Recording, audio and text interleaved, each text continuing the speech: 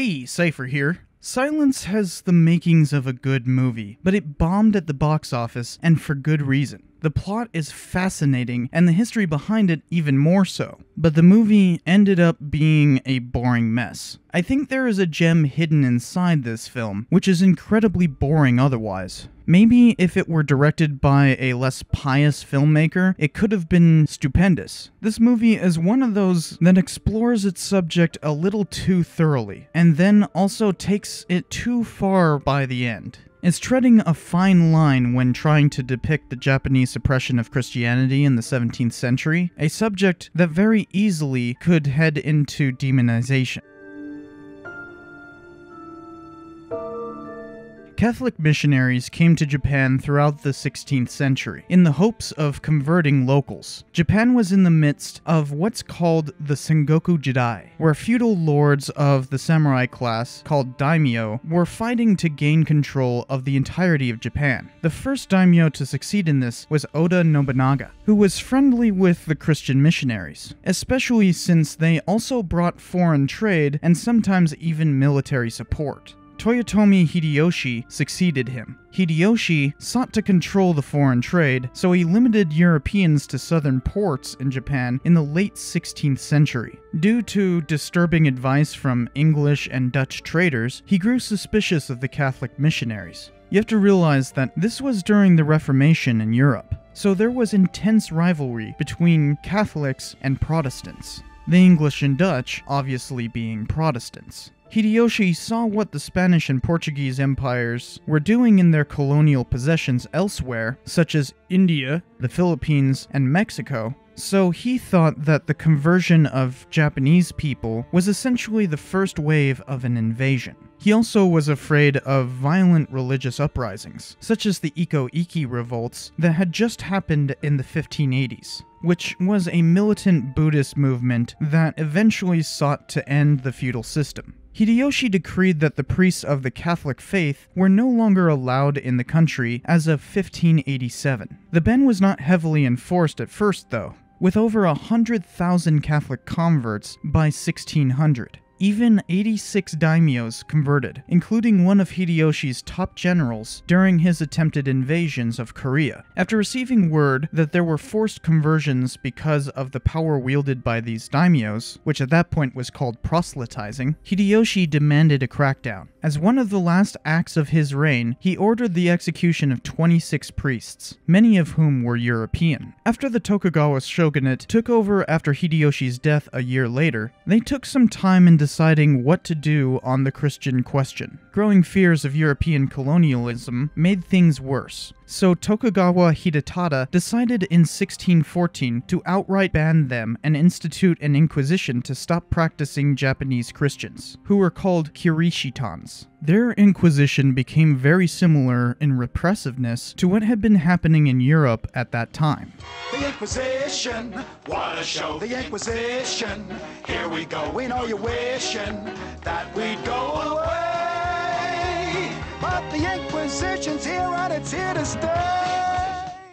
After all, the 30 Years' War began only 4 years later. Priests in Japan were expelled, converted, or executed. Kirishitans were often asked to simply trample likenesses of holy figures called fume. Sometimes it was taken to much worse extents, with torture and horrible executions. Many people died for their faith. The Catholic Church records 435 official martyrs, with probably thousands of more names that could be added. Now things are even worse. Thousands are dead. In 1637, this came to a head in Shimabara. A huge rebellion took place after the local daimyo became notorious for his inquisition there. The rebellion was quickly quelled, with around 27,000 kirishitans killed. The daimyo was executed for misruling, but this rebellion was the breaking point for the Tokugawa. They turned against outsiders, making Japan isolationist, economically as well as politically, a policy called seikoku.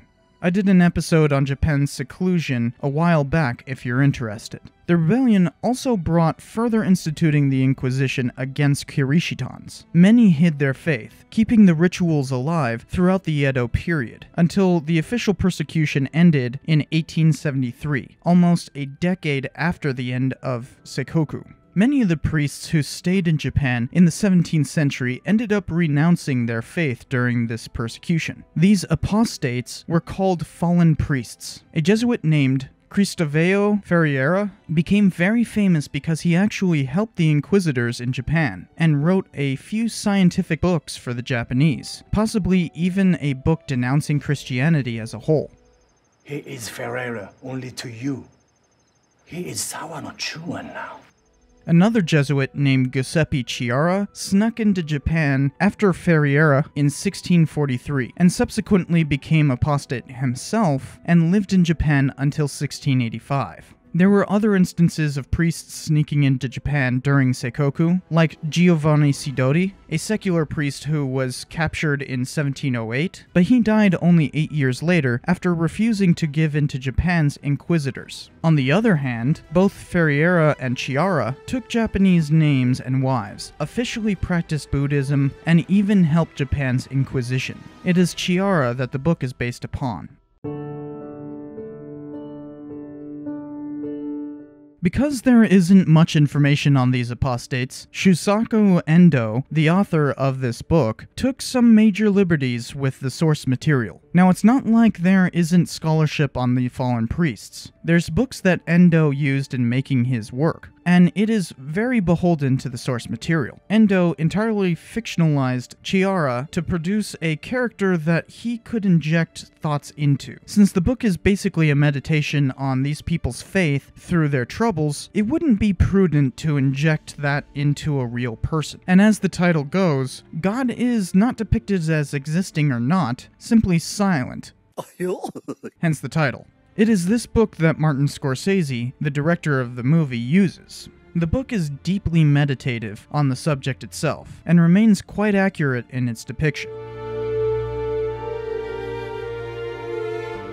So the film pretty much follows the book. There is not much in the way of inaccuracies. Obviously, the two characters it depicts did not exist. There was only one guy in reality, and he went into Japan years after the movie is supposed to take place, but this doesn't really matter. It doesn't affect the narrative, and it's conceivable that this could have happened. That's fine by me. There is one important difference between these characters and Chiara, though. The real character was from Italy. Chiara was a Jesuit, but there was a stark difference between Italian and Portuguese monks of that order. And that difference is a hindrance to both the film and the book. But this is going to take some explaining. You have to remember, the Japanese Inquisition was instituted in the late 16th century, but the Reformation had been happening for quite a while longer in Europe. We here in America don't get much of the history of the Iberian states, but at the time this movie is supposed to take place, Portugal and Spain were in what is called the Iberian Union. From 1580 to 1640, Spain and Portugal had the same monarch. Before, during, and after that time, Portugal had an Inquisition. Since Spain was under the same ruler, the more famous Spanish Inquisition was under the same ruler. In both cases, Jesuits took part in these inquisitions, especially in overseas possessions like India and the New World, where they founded new and brutal inquisitions to manage the people they had converted. Italy had its own inquisition, but it was ran by the Roman Curia, directly controlled by the Pope himself, and didn't normally resort to torture like in Iberia. So a Jesuit from Italy would have been surprised by Japan's inquisitorial brutality, but one from Portugal would not be, because his own order would have been involved in the very same thing back home. So there is all this stuff where Scorsese depicts the protagonist being all indignant about how the Japanese are trying to root out Christianity. It is not the soil that has killed the buds. There were 300,000 Christians here in Japan before the soil was poisoned. That would work if the protagonist was Italian, but a Portuguese Jesuit during the Iberian Union? Not so much.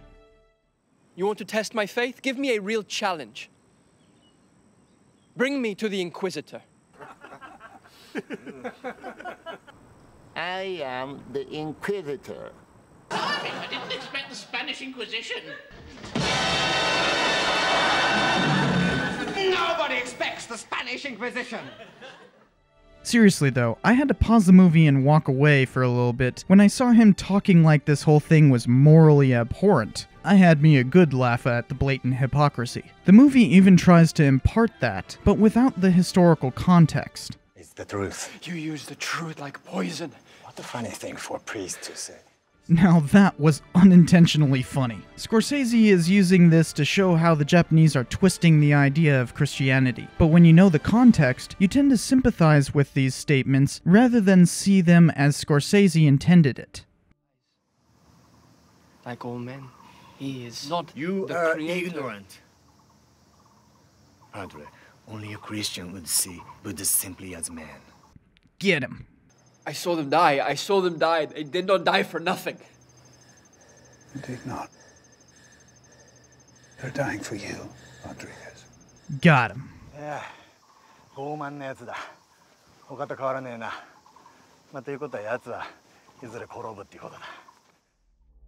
Scorsese put all this wonderful work in portraying the Japanese side of things accurately, even going so far as to show them being lenient towards the protagonist and trying to buy his conversion with kindness, rather than just turning this movie into torture porn. Think how easy it would have been to turn the Japanese inquisitors into sadists. Instead, it works hard to show them in a nuanced light, only showing atrocities that there are documented instances of. Seriously, none of the ways people are persecuted in this is out of line with reality. There is some ambiguity in that portrayal, which is sorely lacking in other aspects of the film. Scorsese should have put some effort into making sure the protagonist himself is shown ambiguously, which leads to the ultimate reason why this movie failed, but it's not exactly because of accuracy. This movie was boring, and the box office showed it. It bombed, and it bombed spectacularly. But it wasn't because of that whole inaccuracy problem, but a deeper demon. One that would take a pretty serious exorcism to remove. This is about grappling with faith, even in the face of an inquisition actively converting someone. It's ultimately asking, did the fallen priests remain faithful, despite proclaiming their apostasy? The answer to that question should never have been given. It should remain ambiguous. We, the audience, should be left asking that question ourselves, rather than having it thrust upon us. Instead, we have to listen to these long monologues about him grappling with his faith, and it is tedious. Unlike the book, we could have easily just seen what is going on, as in, show, don't tell. Show, don't tell. Show, don't tell. Show, don't tell. It's the cardinal sin of movie making, and good lord does this movie love to tell. You could feasibly cut an hour of monologue from this movie and make it better, but nope, we have to hear his thoughts. I feel so tempted. I feel so tempted to despair. I'm afraid. The weight of your silence is terrible. I pray, but I'm Oh, for God's sakes, shut up and do something. Or am I just praying to nothing?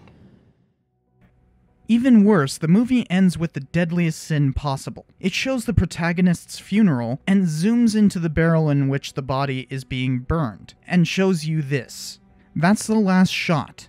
Scorsese is just blatantly telling us that the fallen priests kept their faith despite all the evidence to the contrary. He could have left us wondering, but with this one little gesture, he basically makes a conspiracy theory out of this movie, which is the worst form of blasphemy in the history profession. He could have shown his Japanese wife putting something in his hands, but not showed what that thing was, leaving us to wonder in silence.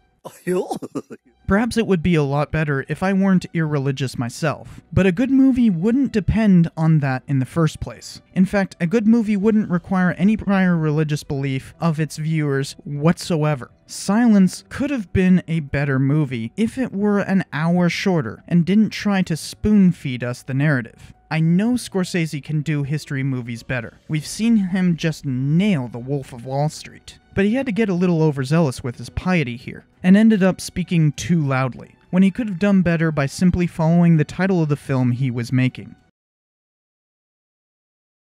Ferreira? Oh man, this is going to be tough.